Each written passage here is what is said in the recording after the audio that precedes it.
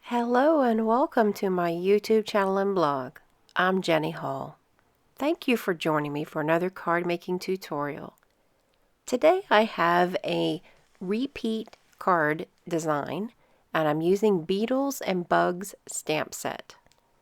Beetles and Bugs is a stamp set that kind of gives me the creeps because it has a lot of bugs and I'm not really a big bug fan. However, this image of, I think it might be called a midge fly or something like that, is probably one of the least creepy in the stamp set. So I decided I was going to stamp with this one. I'm using Pear Pizzazz to stamp a lot of the different bugs in a second generation of ink. I used one of the smallest in the layering squares dies to cut out all of the bugs that I stamped.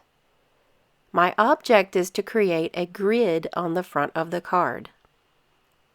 One of the little squares is going to contain the same bug as the others.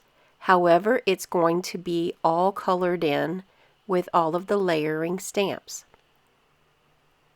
This particular bug has 4 stamps in the layering series.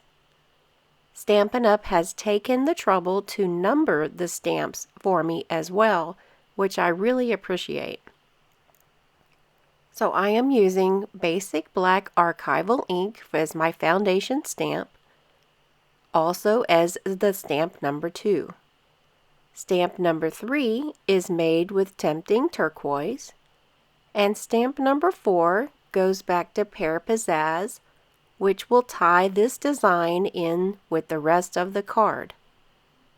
The bug is not too colorful, however it is colorful enough to be pretty and really not give me the creeps. I'm placing the colored bug in the bottom right hand corner. Here is a tip I want to share with you all. If you have a paper piercing tool, try placing a glue dot on the end and use the tool to pick up sequins or little paper pieces or anything that you may have trouble picking up with your fingertips. It takes the place of scissors, and it's a nice thing to have at hand when you're working on a project. As you can see, it helps me to pick up the paper pieces and then be able to put them back in place. The sentiment is made from the stamp set called Feather Together. The words read, "Oh gorgeous one." I thought this would be nice to actually help to isolate the one stamp bug that has color. I have taken liquid glue and adhered all of the little tiles into place, and I'm going to use dimensionals to raise the sentiment across the bottom portion of the card.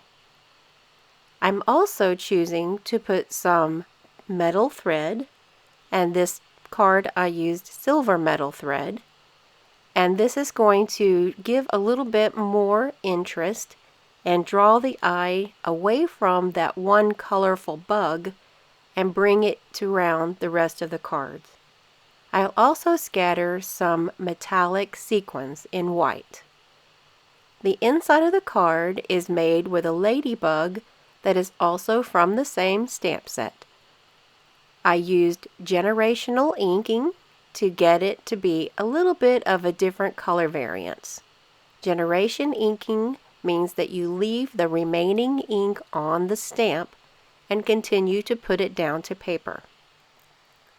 Thank you for joining me for this card making tutorial.